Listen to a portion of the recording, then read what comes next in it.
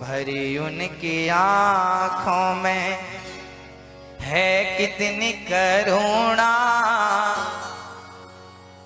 जाकर सुदामा दुखारी से पूछो, कितने करुणा मैं भगवान हैं, ऐसे कौन मिलेंगे आपको, इसलिए इनकी शरण ग्रहण कर लो जल्दी से।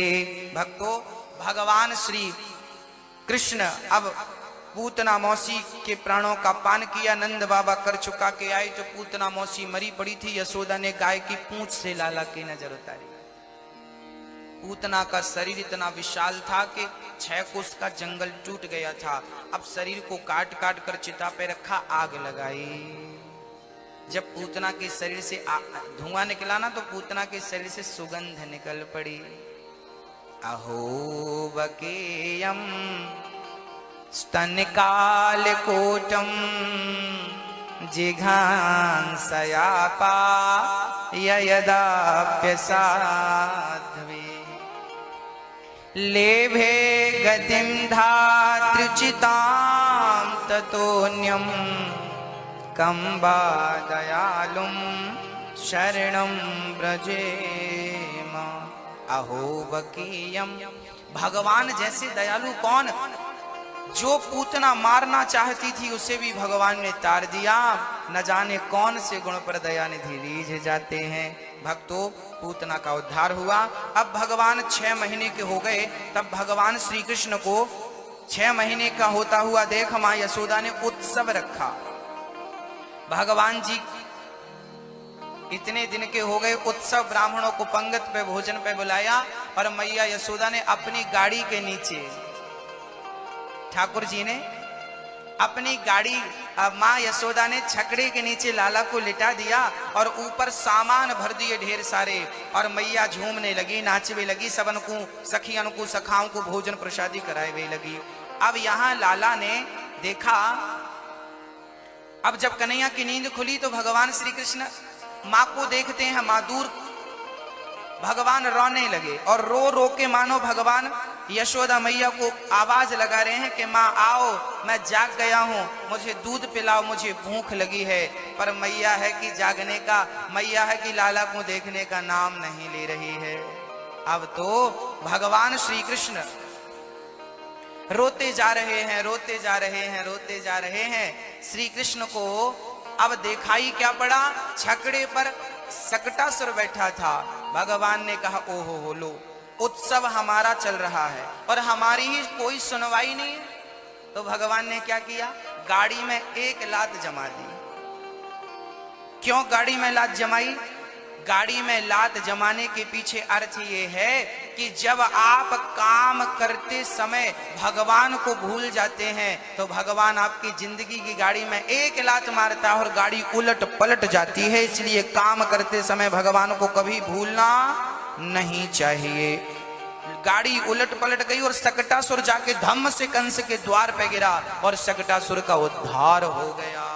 अब जब गाड़ी हवा से ऊपर झूला झूल के नीचे गिरी, मैया यशोदा दौड़ी दौड़ी आई, लाला का है गो। ब्रजवासियों ने बताया, मैया है कछु ना गो, तेरे छोरा ने एक लात मारी, गाड़ी ऊपर गई और घूमती फिरती गाड़ी धम्म से नीचे आए के गिर पड़ी। अब यशोदा मैया बोली, राम राम, मेरे छोरा में इतनी शक्ति कहां से आवेगी कि मेरे छोरा ने एक लात मार दी तो गाड़ी ऊपर चली गई? इतनी शक्ति तो है ना है मेरे छोरा में।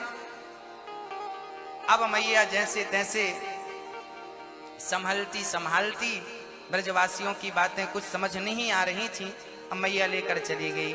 यहां एक बात बहुत गंभीर है समझने की। भक्तों, हम लोग भी कभी कभी भगवान को भूल जाते हैं, है ना। जैसे मैया यशोदा भगवान को भूल गई, गाड़ी के नीचे लिटा के काम पे मस्त हो गई, वो रोते रहे और मैया भूल गई। भगवान को भूल जाना ही विपत्ति है मेरी माँ, और भगवान का स्मरण बना रहे यही सबसे बड़ी संपत्ति है। ऐसी विपत्ति मत पाल लीजिएगा आप लोग। अब भगवान श्री कृष्ण आगे चले हैं, एक अद्भुत लीला हुई है।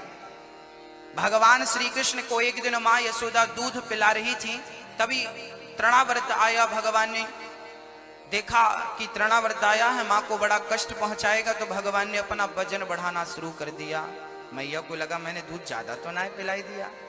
अब मैया इतनी भोली है कि लाला ज्यादा दूध पी गए हैं तो वजन बढ़ जाएगा क्या। मैया को लगा वजनदार लग रहा है, लगता है ज्यादा दूध पी लिया। मैया ने पालने पे लिटाया, काम पे लग गई। तृणावर्त आया, भगवान को उठाया और भगवान को लेके भागा। भगवान ने कहा अच्छा मामा जी ने तुम्हें भेजा है। भगवान ने अपना वजन बढ़ाना शुरू कर दिया और भगवान एकदम काले हो गए। तृणावर्त ने ध्यान से देखा, मैंने पत्थर तो नहीं उठा लिया कोई धोखे से। भगवान बोले सारी दुनिया पत्थर में कृष्ण को देखती है और तुम कृष्ण को पत्थर समझ रहे हो। उठाकर भगवान ने पत्थर की शिला पे पटक दिया। गोविंदाय नमो नमः, तृणावर्त का हो गया। अब भगवान श्री कृष्ण तृणावर्त का उद्धार करते हैं, शकटासुर का उद्धार करते हैं। अब श्री गर्गाचार्य जी का आगमन हो जाता है। गर्गः पुरोहितो राजन यदूनां सुमहातपः ब्रजं जगाम नंदस्य वसुदेव प्रचोदितः। वसुदेव जी के गुरु श्री गर्गाचार्य जी का आगमन हुआ। मैया यशोदा और नंद बाबा हाथ जोड़कर गर्गाचार्य जी से कहने लगे बाबा हमारे छोरा को नामकरण कर दो। जब से लाला ने जन्म लियो है तब से या के ऊपर बड़े बड़े संकट मंडराए रहे हैं। गर्गाचार्य जी बोले वैसे तो हम वसुदेव जी के गुरु हैं, यदि आपके छोरा को नामकरण करेंगे ना तो कंस को डाउट हो जाएगा कि देवकी का 8वां गर्भ यही है, संदेह बढ़ जाएगा। गर्गाचार्य नंद बाबा बोले बाबा हम काहू से कहेंगे ही ना है, गौशाला में चल के चुपके से नामकरण कर लेते हैं। चलो ठीक है। गौशाला में गए, गाय के गोबर से लीप कर चौकपूर के कलश स्थापित किया और नामकरण संस्कार प्रारंभ हो गया। संस्कार कितने होते हैं मेरी माँ? हमारे सनातन धर्म में, मैया थोड़ा आगे आ जाओ, पीछे जगह नहीं बची। आओ मेरी माँ, पीछे मत देखो, आ जाओ आगे थोड़ा थोड़ा, ये खोल दो, ये सभी लोग आगे आ जाइए, थोड़ा आगे आ जाइए मेरी माँ, आओ।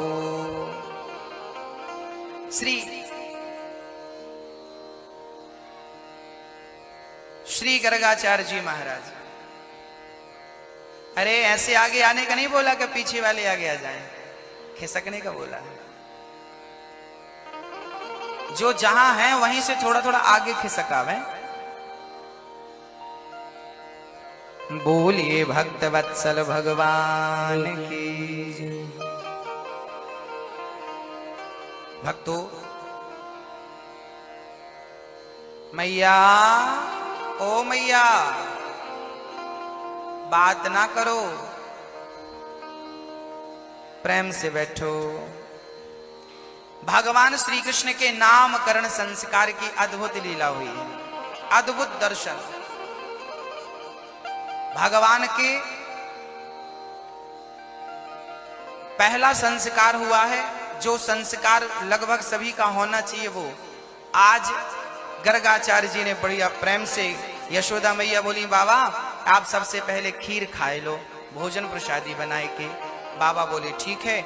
अब बाबा गर्गाचार्य जी ने भोजन बनाया, बढ़िया खीर बनाई और खीर बना के तुलसी का पत्ता डाल के अपने ठाकुर जी को स्मरण किया, प्रभु आओ भोग लगाओ। जैसे ही आंख मूंद करके श्री गर्गाचार्य जी ने अपने भगवान को बुलाया तो कन्हैया आ गए और कन्हैया ने जल्दी से दोनों हाथों से खीर ले लेके और खाना शुरू कर दिया। अब गर्गाचार्य जी ने देखा मैया तेरे लाला ने सारी खीर जूठी कर दी। अब मैया ने लाला को पकड़ लिया, च्योरे लाला ऐसी शैतानी करनी चाहिए बाबा, एक बार और बना लो। अब गर्गाचार्य जी ने दूसरी बार खीर बनाया और फिर आंख बंद करी तो कन्हैया फिर आके खीर खाने लगे। ओ मैया लाला ने फिर खीर जूठी कर ली। मैया ने बोला च्योरे लाला तो कुछ समझ में ना आ रही है, बाबा अब की बार बना लो, मैं लाला को पकड़ के बैठूंगी, भागे को ना आए। अब मैया ने कस के थाम लिया लाला को और बाबा ने खीर बनाई और तीसरी बार जब खीर बना के बाबा ने आंख बंद करी कि भगवान आओ मेरी खीर का भोग लगाओ, तो मैया को श्याम सुंदर ने बातों में बहला दिया और ऐसी ऐसी कहानी कन्हैया ने मैया को सुनाई कि मैया झपकी लेने लगी, बढ़िया सी नींद लेने लगी। अब मैया जब नींद लेने लगी तो श्याम सुंदर जल्दी से गए और बाबा के सामने बैठ कर के खीर पान करने लगे, खीर खाने लगे। ओ मैया, अब जब खीर खा रहे थे कन्हैया, अब की बार गर्गाचार्य जी ने देखा तो वहां नंद का छोरा नजर नहीं आया। जगत के पालनहार त्रिलोकीनाथ खीर खाते हुए नजर आ रहे हैं। अब की बार तो चरणों में गिर पड़े गर्गाचार्य जी और भगवान का दर्शन करने लगे। चतुर्भुज रूप में ठाकुर जी ने गर्गाचार्य जी को दर्शन दिया और गर्गाचार्य जी ने चरणों में प्रणाम किया। लिखा है कि गर्गाचार्य जी उस खीर को खाए और अपने पूरे अंगों में, शरीर में खीर का लेप करने लगे कि भगवान की प्रसादी है।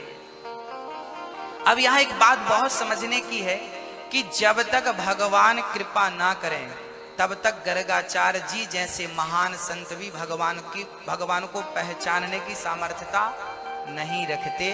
भगवान को वही पहचान सकते हैं जिन पर भगवान की कृपा होती है। अर्थात कोई ये बात कहे कि मैं ब्रह्म को जान गया, कोई कहे कि मैं ब्रह्म को पहचान गया। ब्रह्म को जानना पहचानना हमारे बस की नहीं है।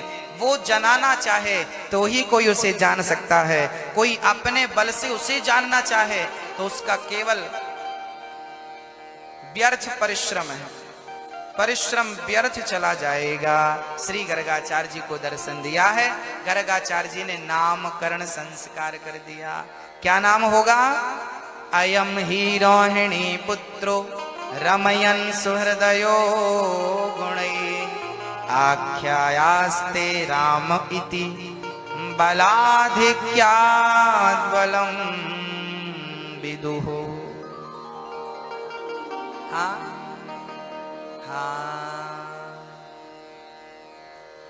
यशोदा, आपके पुत्र का नाम होगा करसती कृष्ण। ये नाम बलराम जी का है। बल अधिक होने के कारण इन्हें बलराम भी कहा जाएगा। यह रोहिणी आपके पुत्र का नाम है। यशोदा, आपके पुत्र का नाम होगा करसती कृष्ण। शुक्लो रक्तस्तथा पीता इदानीं कृष्णतां गतः। यशोदा, आपके पुत्र का नाम कृष्ण होगा। अब बड़े सुंदर ढंग से ठाकुर जी ने आनंद बरसाना शुरू किया है। नामकरण संस्कार हो गया। अब अद्भुत लीला है। यहां संस्कारों की एक बात मैं आपसे भी कहना चाहूंगा। मेरी माँ, अपने बच्चों को क्या देना जरूरी है? संस्कार। तो आप में से कितने माँ बाप अपने बच्चों को संस्कार दे रहे हैं? जरा हाथ उठा के हमें बताओ। दे रहे हैं कि केवल पैसा जोड़ने में लगे हैं? आजकल के माँ बाप ना बहुत पैसा कमा रहे हैं। पूछो किसके लिए कमा रहे हो? बच्चों के लिए। किसके लिए कमा रहे हो? बच्चों के लिए। अच्छा एक बात बताओ, आपके बच्चे कमा के खा भी नहीं सकते क्या? हाँ हाँ बोलो। कमा के खा सकते हैं कि नहीं आपके बच्चे? हाथ उठा के बताओ, हाँ या ना। जब आपके बच्चे कमा के खा सकते हैं तो आप क्यों कमा रहे हो उनके लिए? वो अपने लिए कमाएंगे ना। पाल पोस के बड़ा कर दिया, अपने पांव में खड़ा कर दिया, अब उनकी जिम्मेदारी। आप पीछे पीछे घूमते रहोगे? हाँ मेरी माँ। अच्छा एक बात बताओ, आप में से ऐसे कितने माँ बाप हैं जिन्होंने अपने बच्चों को भिखारी बनाया है? बताओ। आप में से ऐसी कितनी मम्मियां हैं, कितने पापा हैं जिन्होंने अपने बच्चों को भिखारी बनाया है? किस किस माँ बाप ने अपने आप में से है कोई ऐसा माता पिता जिन्होंने अपने बच्चे को भिखारी बनाया हो? आप अपने बच्चे को राजा बाबू बनाना चाहते हैं। आप अपने बच्चों के लिए बढ़िया बढ़िया सपने देखते हैं, मेरा बच्चा ऐसा हो, मेरा बेटा वैसा हो, मेरा बेटा। लेकिन सच्चाई ये है कि कहीं ना कहीं मेरी माँ, मैया, ओ मेरी माँ, इतना भी पानी नहीं गिर रहा कि तुम बह जाओ। हाँ, थोड़ा शांति से, प्यार से, भाव से, श्रद्धा से कथा श्रवण कर लीजिए। ये तो कृपा बरसनी ही है। आनंद से बरसती कृपा में आनंद लीजिए। हाँ तो मैया जी, एक बार क्या हुआ, मैं आपको सरल समझाता हूं, कठिन आप नहीं समझेंगे। एक बार क्या हुआ, एक लड़का, उसका विवाह हुआ, मैया हो गई पंचायत। अब ध्यान से सुन लो मेरी माँ। एक लड़के का विवाह था, बड़ा अमीर आदमी था, कोई कमी नहीं थी धन धान्य की। शादी हुई, मंडप के नीचे लड़का बैठा था, लड़की बैठी थी, फेरे पड़ने का समय था, कन्यादान का टाइम था। मंडप के नीचे लड़का बैठा था, लड़की के पिता आए कन्यादान करने के लिए। तभी लड़के ने कहा, ससुर जी हमें गाड़ी चाहिए, कार। ससुर जी, लड़की के पिता इतने धनवान नहीं थे, बेचारे सरकारी नौकरी करते थे, 15-20 हजार रुपए मिलता था। इतने पैसे वाले नहीं थे कि वो अपनी बेटी एक थी, परंतु हर पिता का सपना होता है कि मैं अपनी बेटी को बहुत कुछ दूं, परंतु जिसकी हैसियत जितनी है उतनी ही तो देगा भाई, अपनी हैसियत से ज्यादा कैसे देगा। लड़की का पिता बहुत देता है, हैसियत से ज्यादा। अब लड़के ने जिद कर ली, हमें कार चाहिए। अब लड़की का पिता मीडियम वर्ग का था, दाल रोटी से लगा था, पर लड़के की जिद है और बेटी एक है तो बेटी की खुशी भी तो देखनी है ना। लड़की के पिता को लगा कि मेरी बिटिया है, कोई बात नहीं, मैं अपना घर बेच देता हूं। सोचिए, रातों रात लड़की के पिता ने अपना घर गिरवी रखा और 10 लाख रुपए की बढ़िया सी गाड़ी खरीद कर अपने दामाद को गिफ्ट किया। लो,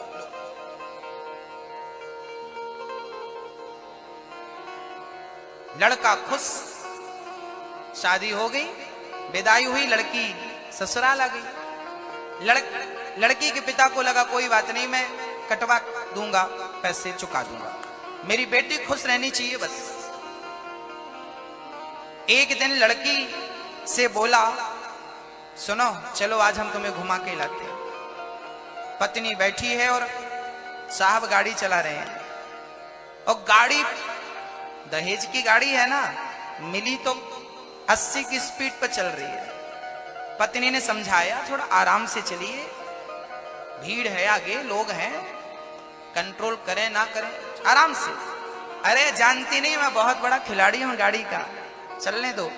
गाड़ी 80 की रफ्तार में थी, आगे एक मंदिर था, वहां खिचड़ी का प्रसाद बट रहा था। कुछ भिखारी लोग जाकर के खिचड़ी का प्रसाद लेने के लिए लाइन पे खड़े थे। अचानक एक वृद्ध भिखारी जिसका एक पांव टूटा हुआ था, वैसाखी लेकर के आया, जो खिचड़ी लेने के लिए लाइन पे लगा। खिचड़ी लेकर के वो चल ही रहा था, रोड क्रॉस कर ही रहा था कि साहब की गाड़ी आ गई।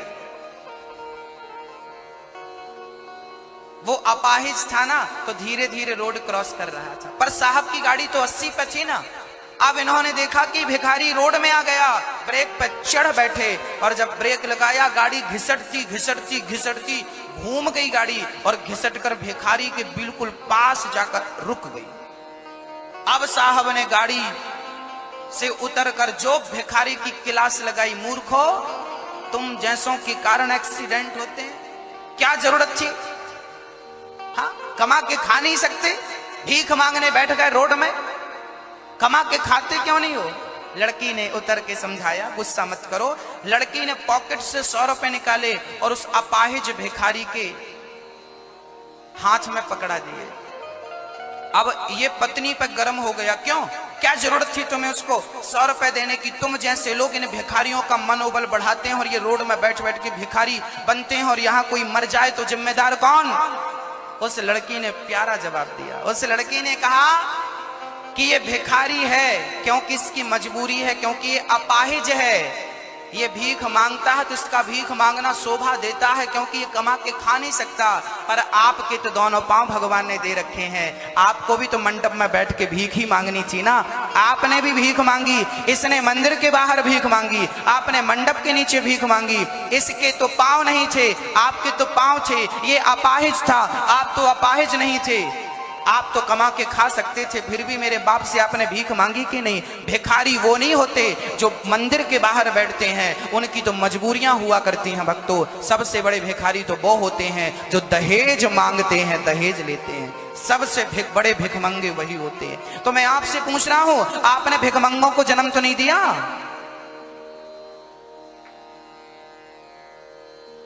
हाँ, आप में से किस किसने भिखमंगों को जन्म दिया है?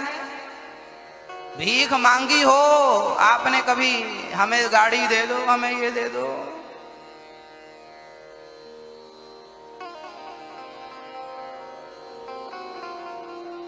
मांगे से मरना भला, मत मांगो कोई भीख, बिन मांगे मोती मिले, यह सतगुरु की सीख।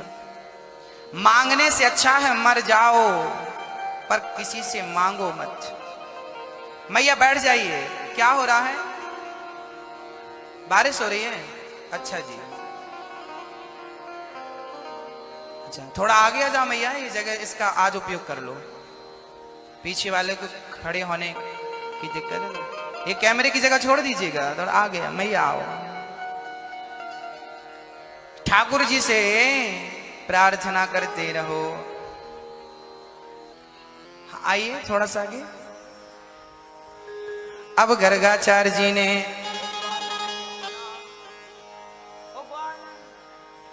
अब तो भगवान श्री कृष्ण का नामकरण संस्कार हुआ। भगवान जी आगे की लीला करते हैं। सखियों के घर जाए जाए के मक्खन चुराए चुराए के ठाकुर जी ने अद्भुत लीला रची है।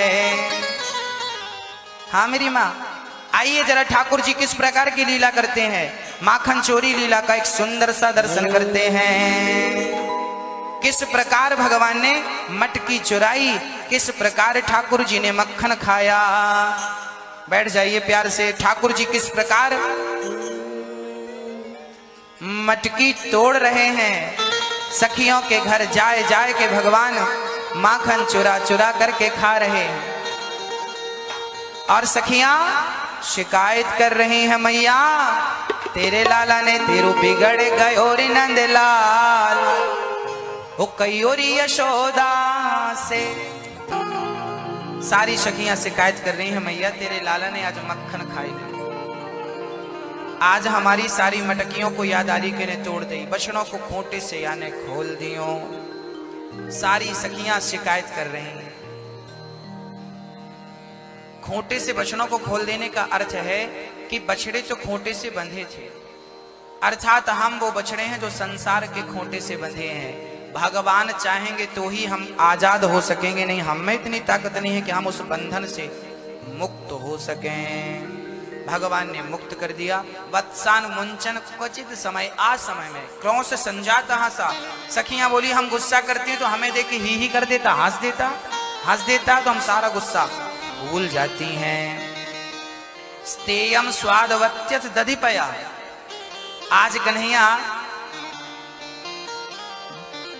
अकेले मक्खन नहीं खाता, सारे ब्रजवासियों का गोला बना के सबन को खिलाता है, सबन को खिला करके बाद में खाता है मैया। और ब्रजवासियों को तो ठीक है, बछड़न को भी मक्खन खवावे मैया, ना जाने का जन्म की दोस्ती है। हम मक्खन लेके मटकी लेके जावे तो पीछे से आके मटकी तोड़ देवे। इस प्रकार की लीला मैया तेरो लाला करे, मैं क्या क्या बताऊं। भक्तों, भगवान श्री कृष्ण जितनी भी लीलाएं कर रहे हैं, ये गोपियां कौन है? जन्म जन्म की संत हैं, साधु हैं। ये भगवान की लीला में सम्मिलित होने के लिए तरस रही थी। आज भगवान ने अपनी लीला इनके समक्ष करके इन्हें अपनी लीला में सम्मिलित कर लिया है। जब भगवान श्री राम वनवास गए 14 साल के लिए, तो बड़े बड़े संत आए, प्रभु हम आपका दर्शन अभी किए ही थे, एक झलक देखी थी कि आप जाने लगे, अब आपका दर्शन कैसे करेंगे हम। तब भगवान बोले अगले जन्म में हम आएंगे और आप गोपी बनकर आना, आपको हम मक्खन खाते हुए नजर आएंगे, अनेक अनेक लीलाएं करते हुए नजर आएंगे, आप प्यारा सा दर्शन करना। एक दिन भगवान श्री कृष्ण यशोदा के पांव दबा रहे हैं। किसके पांव दबा रहे हैं? नंद बाबा के, यशोदा मैया के। भागवत में लिखा है कि भगवान माँ बाप की बड़ी सेवा करते थे। मात पिता गुरु प्रभु चरणों में प्रणवते बारंबार, कि हम पर किया बड़ा उपकार। मात पिता गुरु प्रभु चरणों में प्रणवते बारंबार, कि हम पर किया बड़ा उपकार। माता ने जो कष्ट उठाया वह ऋण कभी न जाए चुकाया। उंगली पकड़ कर चलना सिखाया, ममता की दी शीतल छाया। जो भी इनकी शरण में आता हो जाता उद्धार, कि हम पर किया बड़ा उपकार। मात पिता गुरु प्रभु चरणों में प्रणवत बारंबार, हम पर किया बड़ा उपकार। पिता ने हमको योग्य बनाया, कमा कमा कर अन्न खिलाया। पढ़ा लिखा गुणवान बनाया, जीवन पथ पर चलना सिखाया। जोड़ जोड़ कर जोड़ जोड़ अपनी संपत्ति का बना दिया हकदार। जोड़ जोड़ कर जोड़ जोड़ अपनी संपत्ति का बना दिया हकदार, कि हम पर किया बड़ा। बिना स्वार्थ ही कृपा करें वो इतने बड़े दातार, कि हम पर किया बड़ा उपकार। भगवान श्री कृष्ण ने भी अपने माँ बाप की श्रद्धा से सेवा की, बड़ी अद्भुत सेवा की। जैसा कि आप सभी जानते हैं, सेवा की बात खड़ी होती है तो भगवान से हमेशा यही प्रार्थना करनी चाहिए कि हे प्रभु, मैं मरते दम तक आपकी सेवा करता रहूं। क्या प्रार्थना करनी चाहिए हमें? हमेशा ठाकुर जी से कहना चाहिए कि हे प्रभु, मरते दम तक हम आपकी सेवा करते रहें। इतनी कृपा सांवरे बनाए रखना, मरते दम तक सेवा में लगाए रखना। इतनी कृपा। ठाकुर जी से बस यही प्रार्थना करते रहो कि हे प्रभु, आखिरी सांस तक हम आपकी सेवा में लगे रहें। और ये जो प्यार है आपका, ये कभी छूटे नहीं, आपकी भक्ति कभी टूटे नहीं। बस यही प्रार्थना है। भक्तों, भगवान की भक्ति का स्वरूप क्या है? कोई आपसे पूछेगा कि भक्ति किसे कहते हैं, तो क्या जवाब देंगे? भक्ति किसे कहते हैं मेरी माँ? सेवा को ही भक्ति कहते हैं। किसे कहते हैं? सेवा ही भक्ति है। सेवा जो वृद्ध माओं की आप कर रहे हैं वृंदावन में, सेवा जो संसार की आप पत्नी पति की सेवा कर रही है, पुत्र माँ बाप की सेवा कर रहे हैं, आप जिनकी सेवा कर रहे हैं, आप ये ना समझें कि हम इनकी सेवा कर रहे हैं, आप ये समझें कि इनके रूप में हम भगवान की सेवा कर रहे हैं। यही सेवा है भगवान की। भगवान कभी डायरेक्ट नहीं खाता। आप भगवान को दाल चावल सब्जी रोटी खिलाएंगे ना? खाएंगे? नहीं खाएंगे? क्यों नहीं खाते? भगवान खाते हैं। भगवान डायरेक्ट नहीं खाते। जैसे माँ खाती है ना, तो बच्चे के पेट में अपने आप चला जाता है। कैसे? माँ खाती है, पेट में बच्चा है, गर्भवती है माँ, माँ का खाया बच्चे के, माँ के शरीर से नरा जुड़ा रहता है। माँ खाए तो बच्चे के पेट में अपने आप चला जाता है। डॉक्टर कहते हैं उस टाइम 2 पेट होते हैं, माँ को भूख भी ज्यादा लगती है। माँ का खाया हुआ बच्चे के पेट में जा सकता है, तो मेरी माँ, बूढ़ी माँ जो वृंदावन में है, जब वो खाएगी तो आप जरूर मान लीजिए कि वो भगवान के पेट में ही जा रहा है। माँ के पेट से होता हुआ ईश्वर के पेट में यही भगवान को भोग लगाना है। मोर मुकुट बंसी वाले की जय जय श्री राधे। भगवान की दिव्य लीलाएं हुई हैं। एक दिन भगवान श्री कृष्ण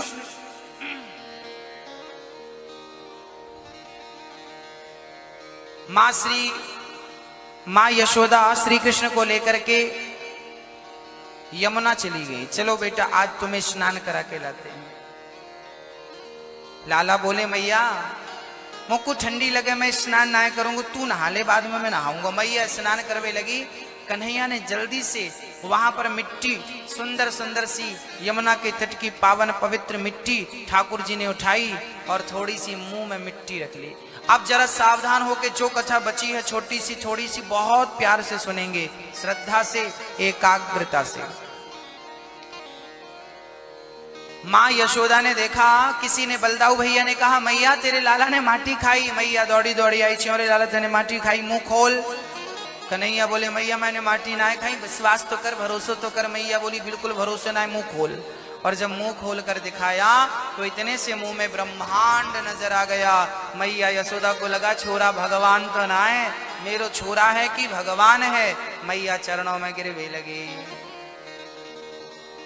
मैया चरणों में गिरने लगी, चरणों में गिर गई। लाला भगवान है। आज भगवान श्री कृष्ण ने माँ के इस भाव को देखा कि माँ चरण छूने लगी। अब भगवान को लगा कि यदि मेरी माँ मुझको भगवान समझने लगी तो जिस लीला के लिए आया हूं वो लीला अधूरी रह जाएगी। मैया के अंदर भगवान का भाव जाग जाएगा। तब भगवान ने उंगली घुमाई अर्थात माया चलाई तो मैया ने जो देखा था सबका सब भूल गई मैया। अब यहां प्रश्न खड़ा हो गया कि भगवान ने मुंह खोलकर सब दिखाया, बाद में भुला दिया। देखिए भगवान की जितनी भी लीलाएं हैं ना मेरी माँ, उन हर लीलाओं के पीछे कोई ना कोई कारण जुड़ा है, कोई ना कोई उद्देश्य जुड़ा है। कई बार जब भगवान मटकी चुराते हैं, मक्खन चुराते हैं, तो आपको लगता होगा ये कैसा भगवान है, बताओ मटकी फोड़ता है। अब बताओ जगत का पालनहार परमात्मा किसी का इतना सा मक्खन चुराए तो आश्चर्य नहीं होगा कि कैसा भगवान है। भगवान की भगवत्ता पर लोग संदेह करने लगेंगे। तो गोपियों को भी संदेह हो गया। एक बार तो भागवत जी में लिखा है कि दुर्वासा मुनि आए। दुर्वासा मुनि आए तो भगवान यमुना के किनारे सारे कपड़े उतार करके यमुना की रज में लौट रहे थे। बच्चे रेत में कैसे खेलते हैं, बच्चों को रेत मिल जाए तो चढ़ जाते हैं और ढेर पर उलट पलट के पूरे शरीर में। लिखा है ग्रंथों में कि भगवान निर्वस्त्र थे, हाँ, छोटे से थे, उम्र थी लगभग 4 साल। भगवान ग्वाल वालों के संग यमुना में कभी जाए तो पानी में नहाए और कभी आए तो उस रेत पे नहाने लगे, रेत पे लौटने लगे। उसी समय वहां दुर्वासा जी का आगमन हुआ।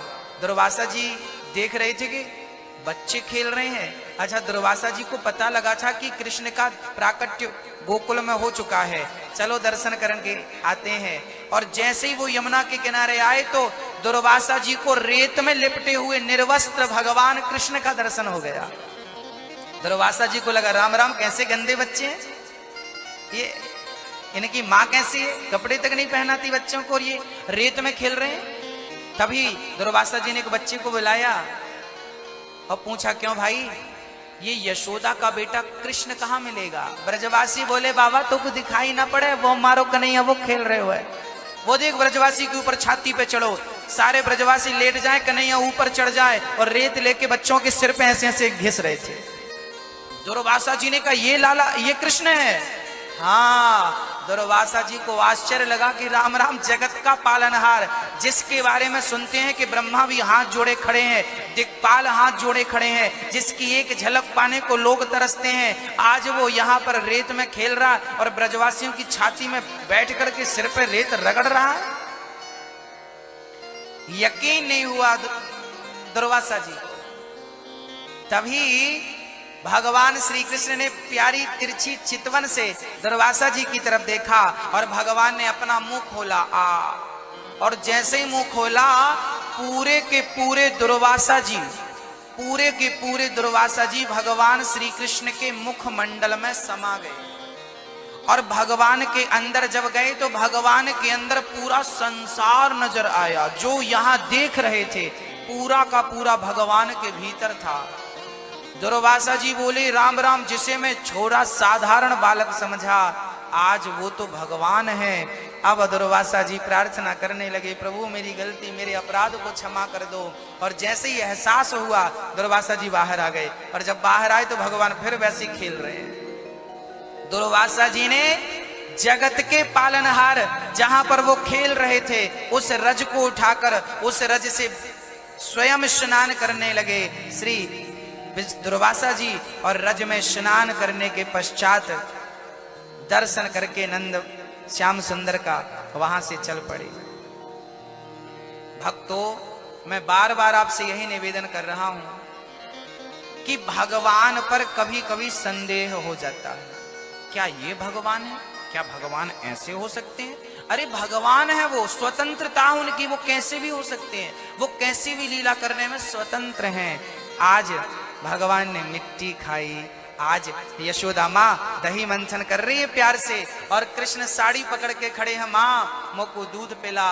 आज परीक्षित ने प्रश्न कर दिया, गुरुदेव मुझे एक बात तो समझाइए कि आखिर यशोदा मैया ने ऐसा कौन सा पुण्य किया होगा जिस पुण्य के बल पर जगत का पालनहार आज उनकी गोद में बैठकर दूध पी रहा है।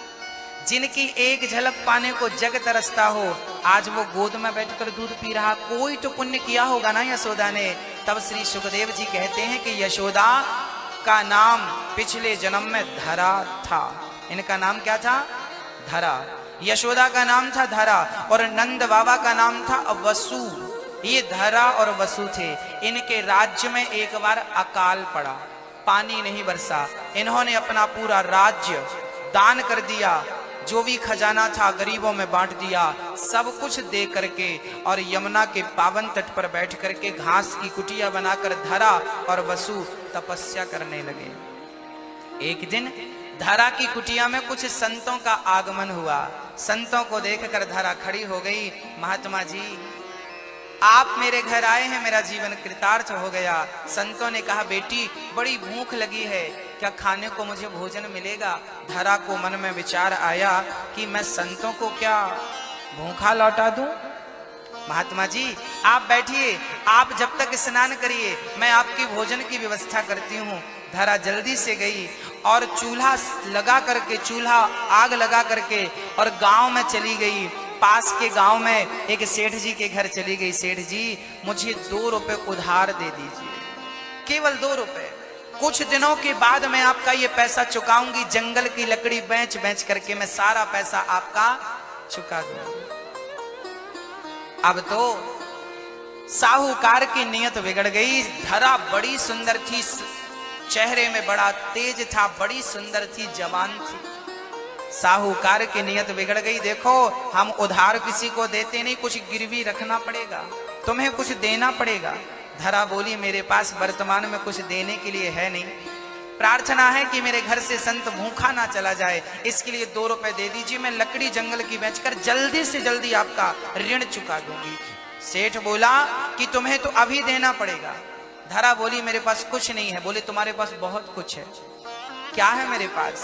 बोले, तुम्हारी जवानी, ये मुझे दे दो। धरा बोली, मैं समझी नहीं आप क्या कहना चाहते हैं।